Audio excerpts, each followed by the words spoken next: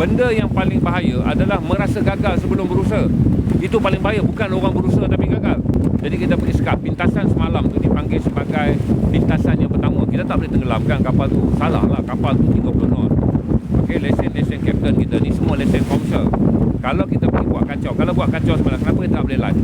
Kita tak boleh live adalah kerana kita tak mahu kapten-kapten kita ni kemudian dituduh oleh agensi yang mengeluarkan lesen. Mereka telah menggunakan lesen komersial untuk membawa kapal pergi mengganggu kapal komersial. Nanti habis kapten-kapten kita balik tak ada kerja, kapten-kapten daripada Eropah, kerana mereka adalah kapten kapal komersial. Mereka bawa juga kapal komersial.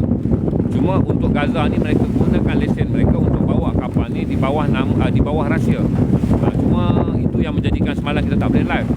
Baik, bila kita buat boycott ni macam sama je tuan-tuan. 600,000 orang protes di Eropah. Okey, 6 juta orang pernah protes 22 September di seluruh Itali, 70 bandar. Kita pun pernah protes di Malaysia. Berarti protes ni adalah menyatakan bantahan, bukan mengubah keadaan. Mengubah keadaan ni kalau ada pilihan raya. Jadi protes ni suara rakyat. Jadi orang ramai tanya dekat saya, pergi Kepung tu kapal Israel sampai juga.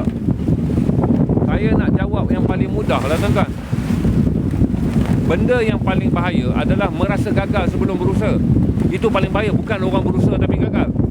Orang yang berusaha tapi gagal tak apa, dia belajar daripada kegagalan. Yang paling bahaya yang tak berusaha dan rasa gagal. Itu saya nak bagi tahu dekat makcik-makcik yang tanya benda ni bagi selesai. Saya nak jawab.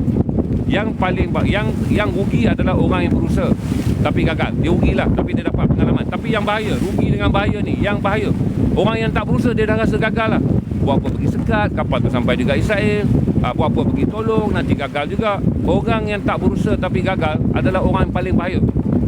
Orang yang rugi adalah orang berusaha tapi gagal, tapi ada untung dia belajar. Dia belajar dan dia harap usaha dia menjadi pengajaran pada orang lain.